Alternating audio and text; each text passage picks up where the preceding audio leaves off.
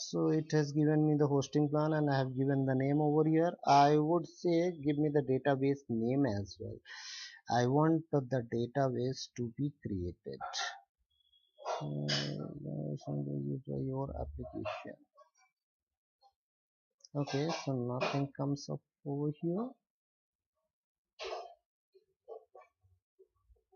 Let me cancel, come back again.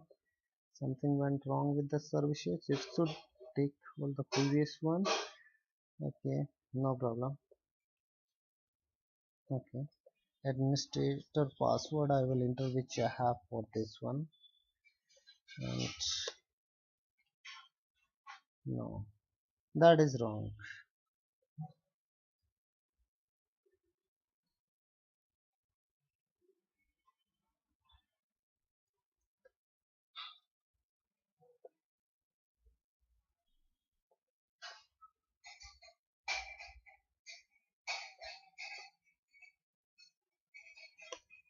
Okay, so it has given me the database service.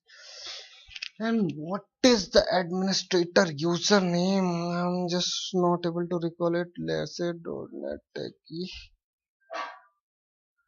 Password I will say welcome at 123. Yeah, I think that is the one. Okay, it says that's fine. Okay, I'm also fine for that. And I will say okay, go ahead and create it.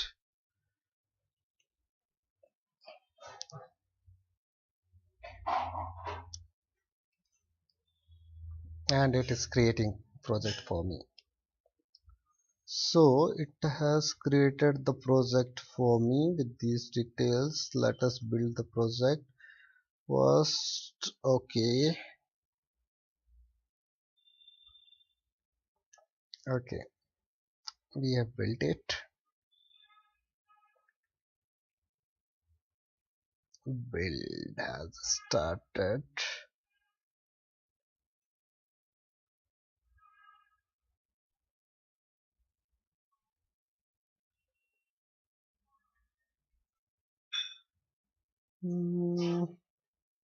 Yeah, since it is building, it is not allowing me to do anything else. And let's see, hope this is build started, and we are here and build.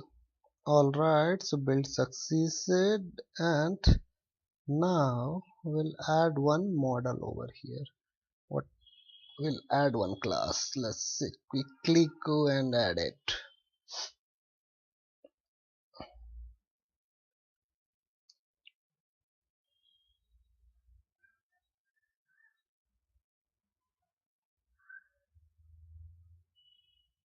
Yeah, it is taking little time, just be patient with me.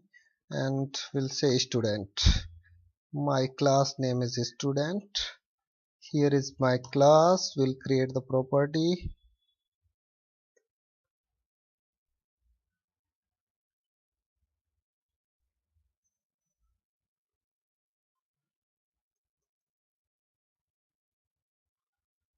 This would be ID, which is fine. Next property would be a string, and this would be name. Okay, alright. Next property would be uh, yeah, again is string, and it will be phone. Let's say next property which I want is string, and let's say email. So this is what I want over here. We'll build the project again and we'll add the controller immediately.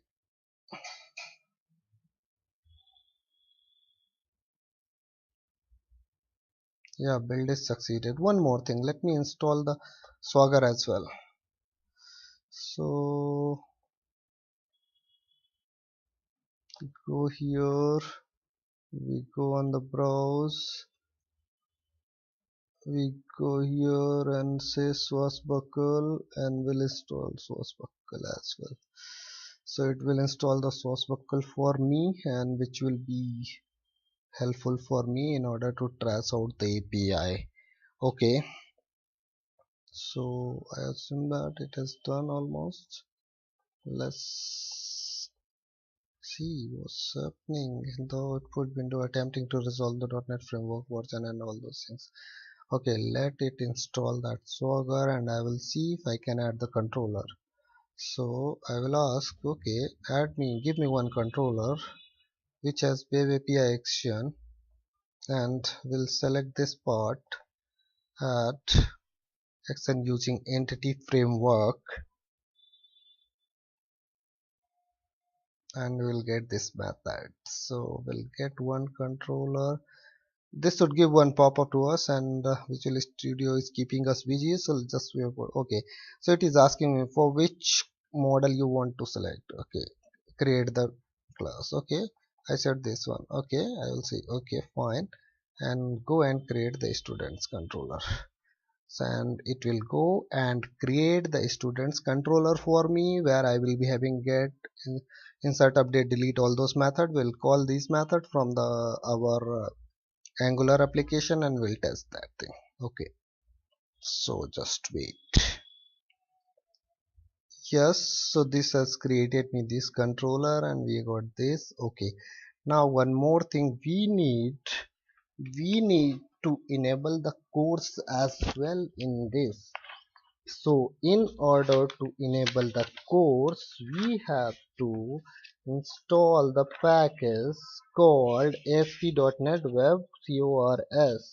So let me install that package first, and this package is like, I can come here, and we can go to package manager console and you can say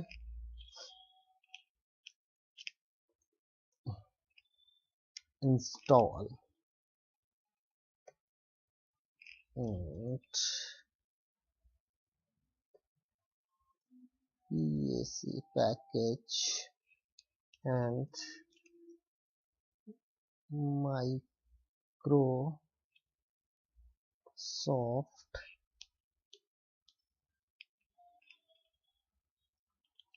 .asp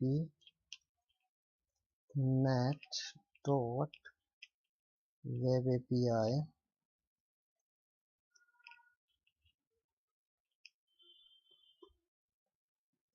CORS course.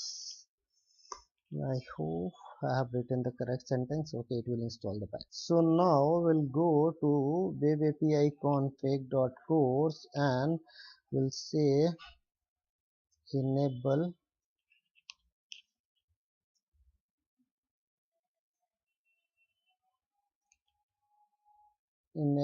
course, and attribute we have to say, right? Attribute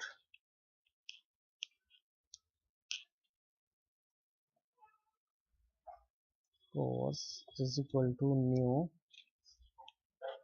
enable course attribute, and we'll supply the parameter as a plus plus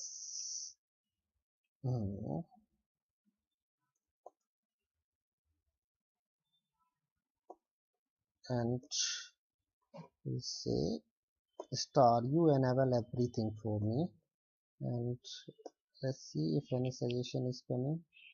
It is ENA, yeah, it is system.web.http course, and course is we have supplied the parameter.